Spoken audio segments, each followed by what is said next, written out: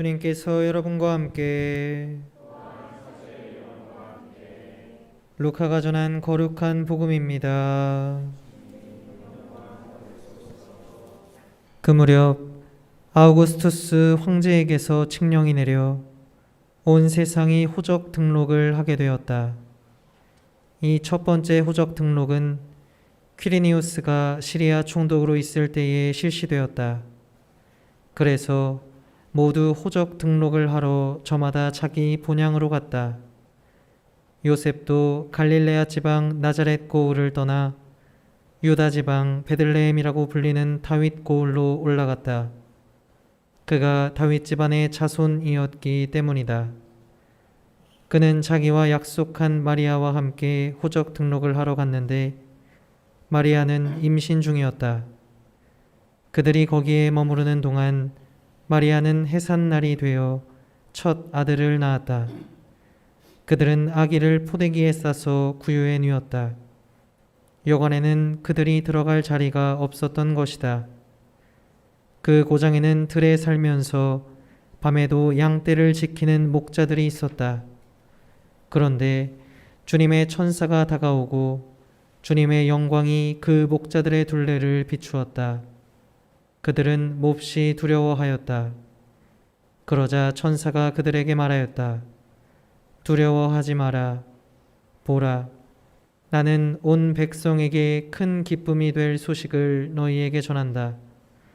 오늘 너희를 위하여 다윗 고을에서 구원자가 태어나셨으니 주 그리스도이시다. 너희는 포대기에 쌓여 구유에 누워있는 아기를 보게 될 터인데 그것이 너희를 위한 표징이다. 그때에 갑자기 그 천사 곁에 수많은 하늘의 군대가 나타나 하느님을 이렇게 찬미하였다. 지극히 높은 곳에서는 하느님께 영광, 땅에서는 그분 마음에 드는 사람들에게 평화. 주님의 말씀입니다. 그리스도님 찬미합니다. 앉으십시오. 메리 크리스마스. 우리 생태마을 직원들과 다볼사이버 성당 29만 2천 명 교우에게 아기 예수님의 탄생을 진심으로 축하드립니다. 이 우주는 우리가 상상도 할 수 없을 정도로 무한합니다. 그래도 시간을 축소해 보면 태양계는 150억 년 전에 빅뱅이 일어났고 지구는 46억 년 전에 탄생했습니다. 수많은 과정을 통해 바다에서 생명이 시작되었고 6억 년 전에 생명들이 지상으로 올라오고 공룡들이 2억 년 전에 지구에서 털을 잡고 지구의 생명들을 풍요롭게 형성했습니다. 500만 년 전에 아프리카에서 인간의 원형들이 등장했고 10만 년 전에 우리 인간들이 생각하고 말하고 장례를 치르는 인간이 등장을 했습니다. 인간과 동물들의 결정적인 차이점이 뭐냐고 물어본다면 그것은 바로 인간은 죽으면 매장을 했다는 사실입니다. 코끼리가 죽을 때 한 곳에 가서 죽는다고 그러지만은 매장을 해주지는 않습니다. 지금도 그 어떤 짐승들도 부모가 죽으면 매장을 해주는 짐승은 없습니다. 인간만이 유일하게 부모나 자녀나 형제가 죽으면 매장을 해준다는 사실입니다. 그래서 매장을 하고 난 다음에 죽고 난 다음에 영원히 더 좋은 세상을 가길 바랐고 영원한 생명의 개념이 생겼습니다. 이 영원한 생명의 개념이 생기면서 이 세상에서 착하게 살아야 하고 정의롭게 살아야 하는 철학이 생겼습니다. 1만 년 전에는 신이라는 개념이 생겼고 종교가 탄생했습니다. 선대에서 후대로 축적된 생각을 전해주는 언어와 문자가 탄생을 했고 구체적인 사실이 종교 형사가 이루어졌고 철학이 탄생을 했습니다. 사실 인간에게 문자는 엄청난 발견입니다. 이 문자가 없었다면 지금 우리가 누리고 있는 이 문명의 혜택을 누릴 수 없었을 겁니다. 정신적인 풍요로움도 전해지지 않았을 것입니다. 인도에서는 예수님 탄생 500년 전에 부처님이 탄생하시고 엄청난 가르침을 알려주고 80살을 살고 세상을 떠났습니다. 이미 예수님 탄생 500년 전에 종교는 생겼고 이 인더스 문명은 로마 문명하고 합쳐지게 됩니다. 생로병사, 이걸 사고라고 합니다. 사고. 생로병사에 대해 고민을 했고 삶에 대한 깨달음을 알려주고 가셨습니다. 인간은 사고, 팔고, 번뇌 속에서 살아가는 존재이고 108번뇌에서 집착을 버리고 도에 이르면 참 깨달음 속에서 산다는 가르침을 주고 가셨습니다. 여기서 번뇌라는 것은 뇌가 불탄다라는 뜻입니다. 아마 이 미사에 참여하는 분들도 인생을 살면서 뇌가 불타는 번뇌를 적어도 한두 번은 경험했을 거라고 생각을 합니다. 고뇌하는 인간이죠. 고통은 집착에서 오고 이 집착에서 벗어나면은 도에 이르는 것이죠. 그리고 중국에서는 공자님이 예수님 탄생 480년 전에 오셔서 인의 예지를 가르치고 왕도 정치에 대한 가르침을 주셨습니다. 이게 황하 문명이 또 고대 로마 문명하고 만나는 길이기도 합니다. 그리스에서는 소크라테스가 예수님 탄생 400년 전에 와서 너 자신을 알라 하면서 자신의 내면을 들여다보라는 가르침을 주었습니다. 예수님은 2022년 전 정말 기가 막힌 타임에 태어나셔서 사랑의 개념을 완성시켰습니다. 부처님, 공자님, 소크라테스 이러한 선현들이 인간의 지혜를 하느님을 담을 준비를 다 해놨던 것이죠. 제가 왜 이 우주의 역사와 인류 역사를 말씀드리냐 하면 예수님의 탄생은 우연한 탄생이 아닌 완전히 준비된 탄생이라는 말씀입니다. 2500년 전에 탄생하셔서도 안 되고 지금으로부터 1000년 전에 탄생하셔서도 안 되었습니다. 정확하게 2022년 전 탄생하셔야 했습니다. 인류 역사를 들여다보면 구세주 예수님, 하느님 예수님께서는 2022년 전 오늘 탄생할 수밖에 없는 현실입니다. 예수님께서도 분명하게 마르코복음 1장 15절에 말씀하십니다. 때가 차서 하느님 나라가 다가왔다 말씀하셨어요.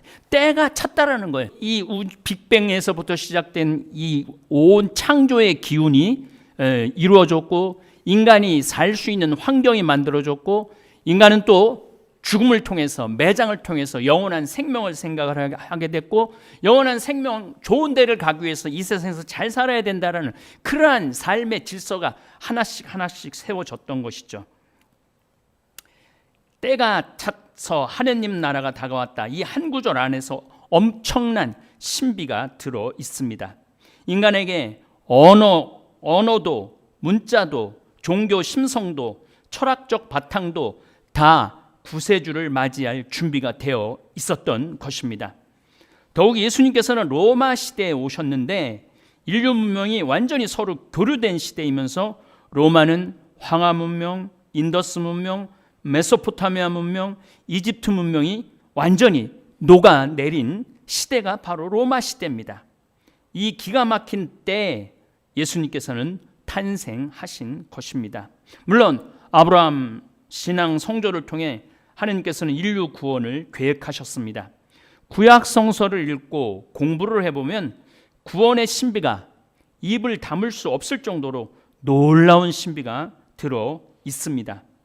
구약 2000년 아브라함부터 그 성서 안에 읽어보면 구세주를 맞이할 준비를 철저하게 했던 거죠. 하느님의 구원 계획 안에 있었던 것입니다.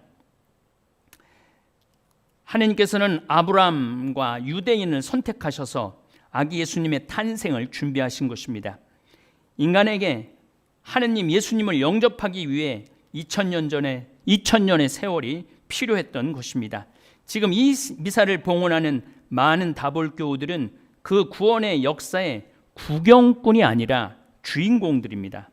베틀레헴에서 태어나신 예수님은 과거 2000년 전에 동화같이 오신 것이 아니라 역사의 현실 안에서 태어나신 것입니다.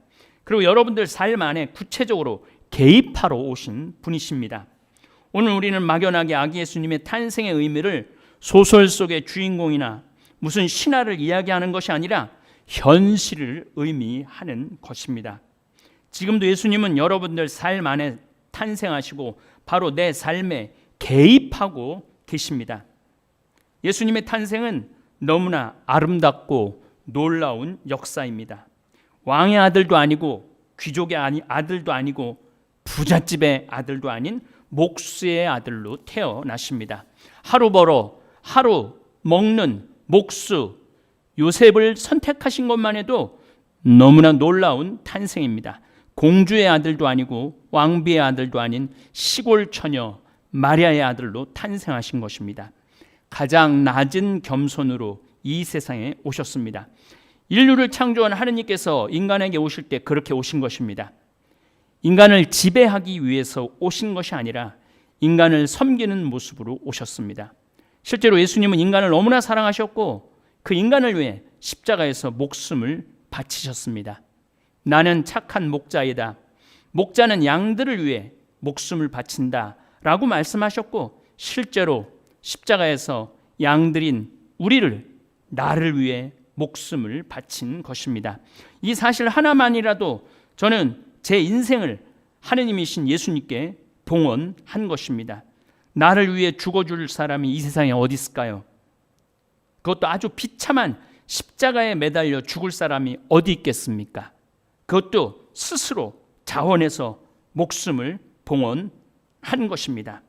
제가 이 사제로 31년을 살면서 그 이쁘다는 여인들에게 마음을 빼앗기지 않고 그 유혹을 물리치고 사제로 살아가는 이유도 바로 여기에 있습니다. 30살의 예수님은 80살의 부처님과 72살의 공자님과 70의 소크라테스와 달리 자신의 신원의식이 너무나 분명했습니다. 예수님은 나는 화법을 많이 쓰십니다. 나는 착한 목자이다. 나는 포도나무다. 나는 길이요 진리요 생명이다. 나는 하늘나라에 들어가는 문이다. 나는 생명의 빵이다. 나는 생명의 피다. 빵을 먹어라. 피를 마셔라. 나를 따라라. 그리고 하느님을 아버지로 분명하게 선포하셨습니다. 이런 가르침을 전해주신 분은 전에도 없었고 지금까지도 없었습니다. 오직 예수님만이 참 가르침을 주셨습니다. 그 예수님께서 오늘 탄생하셨습니다. 인류에게는 큰 기쁨이 아닐 수 없습니다. 인류에게도 큰 기쁨이지만 나 자신 개인에도 엄청난 사건이 아닐 수 없습니다. 예수님의 탄생이 나 개인에게 가슴이 설레고 기쁨이 된다면 그런 분은 오늘 예수님 성탄을 마음껏 즐길 수 있는 분들이 될 것입니다. 예수님의 탄생이 내 인생 전체를 흔들 충분한 이유가 됩니다. 지금도 수많은 성직자, 수도자들이 목숨을 걸고 선교지에서 살아갈 충분한 이유가 구세주가 나를 위해서 이 세상에 오셨고 사셨고 십자가에서 나를 위해서 돌아가셨기 때문에 그런 엄청난 용기를 내는 것입니다. 남수단에서 선교하시다가 세상을 떠난 이태석 신부님은 의사였습니다. 세상에서 누릴 수 있는 재물과 명예를 마다하고 그 어느 누구도 알아주지 않는 아프리카에서 목숨을 다했습니다. 벌써 돌아가신 지 13년이 됩니다. 바로 예수님께서 이태석 신부님을 위해서 십자가에 돌아가셨기 때문에 이태석 신부님은 당신의 목숨을 그래서 대장암에 걸려 마지막까지도 남수단 톤주를 위해서 기도하시고 살으셨던 것입니다. 김대건 신부님께서 26세 나이에 망나니 칼에 목을 내어놓을 수 있는 이유도 예수님께서 김대건 신부님을 위해 십자가에 못 박혀 돌아가셨기 때문입니다.